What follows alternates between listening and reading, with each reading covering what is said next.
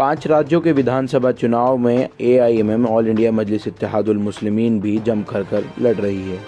मुसलमानों के एकमात्र कहे जाने वाले नेता और बीजेपी की बी टीम कहलाने वाले पार्टी के प्रमुख असदुद्दीन ओवैसी आज किठौर से वापस दिल्ली की ओर लौट रहे थे।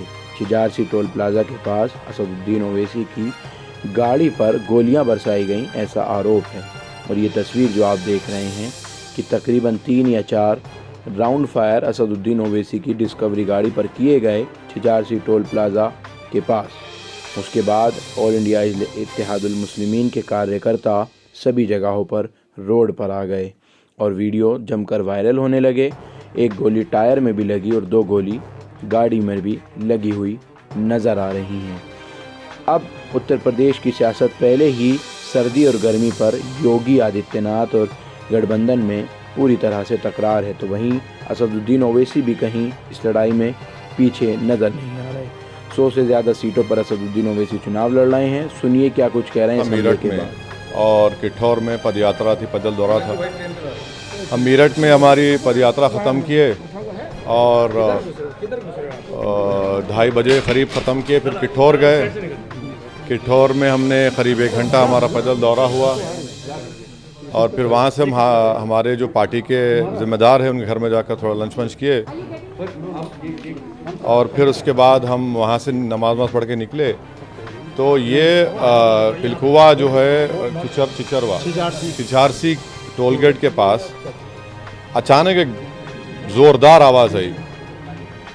तो हमारे साथ गाड़ी में हमारे दोस्त यामीन गाड़ी चला रहे थे, शौकत हमारे अध्यक्ष और सारिम बैठे थे। तो दूसरी जब आवाज़ आई तो यामीन खान ने कहा भाई हमला हो रहा है।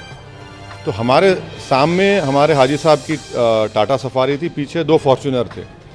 तो क्योंकि वो बैरिकेड होता है तो हमने अपनी गाड़ी से उसको धक्का नहीं बल्कि तेज़ मारा होता है। गाड़ी आगे बढ़ी, जब हम बाजू लेके निकले, पीछे जो फॉर्च्यूनर थी जिसमें माजिद हुसैन एक्स मेयर हैदराबाद के थे, उनके ड्राइवर ने एक अटैकर पर उस पर गाड़ी चलाई, उसके पैर वैर को जख्मी हुआ। 2 लोग थे, हमको 2 लोग दिखे, एक रेड हुडी पहना हुआ था और एक वाइट जैकेट। तो वो जो गाड़ी जख्मी हुई, दूसरा जो वाइट जैकेट पहना था, उन 2 फॉर्च्यूनर पर भी 2 राउंड फायर किया। खैर हम गाड़ी हमारी आगे बढ़ी, टायर पंक्चर हो गया तो राइट साइड से वो मारे थे हमने उनके सफारी को। तो थोड़ी दूर एक 2-3 किलोमीटर एक फ्लाईओवर है, फ्लाईओवर से पहले हमने गाड़ी रोकी और हाजी साहब की टाटा सवारी में बैठकर हम निकल कर आए। अभी हमारी वहाँ के एडिशनल एसपी से बात हुई, उन्होंने कहा कि एक शूटर को पकड़ा गया है, वेपन भी मिला है और हमारी गाड़ी के ऊपर 3 निशानात हैं लेफ़्ट साइड के ऊपर। तो उन्होंने कहा कि वो फॉरेंसिक के लोगों को भी बुला रहे हैं और पूरा जांच करेंगे। हम तो इलेक्शन कमीशन और गवर्नमेंट ऑफ इंडिया और मुख्यमंत्री जो चीफ मिनिस्टर हैं, हम तो ये उम्मीद करेंगे कि देखें आखिर क्या है चक्कर। ये एक सिटिंग MP के ऊपर इस तरह का पूरे वेल प्लान तरीके से होना, क्योंकि जब आप टोल गेट के पास तो गाड़ी रुकती है कैसा भी, आपकी बैरिकेड होता है, तो वहाँ पर इसका मतलब है कि वो लोग हमारा रेकी कर रहे थे दिन भर से और वहाँ पर वो रुके हुए थे, इंतज़ार में थे। और उसके बाद खैर अल्लाह बड़ा है, अल्लाह ने हमको सेफ़ रखा अल्हम्दुलिल्लाह।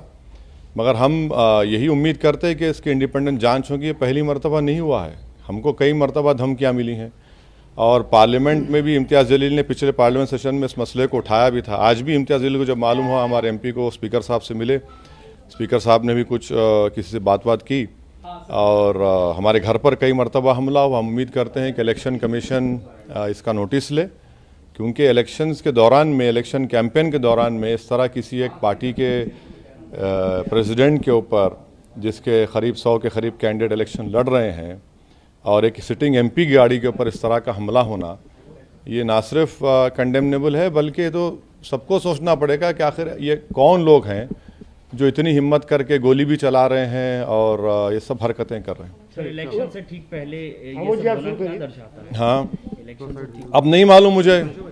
अगर ये लोग, ये मारने वाले अगर ये समझ रहे हैं कि हम पीछे हट जाएंगे, हम डर जाएंगे, हम शुरू दिन से कह रहे हैं कि जब तक हमको अल्लाह ज़िंदा रखेगा हम जिंदा रहेंगे, जिस दिन हमारा वक्त आएगा हम चले जाएंगे।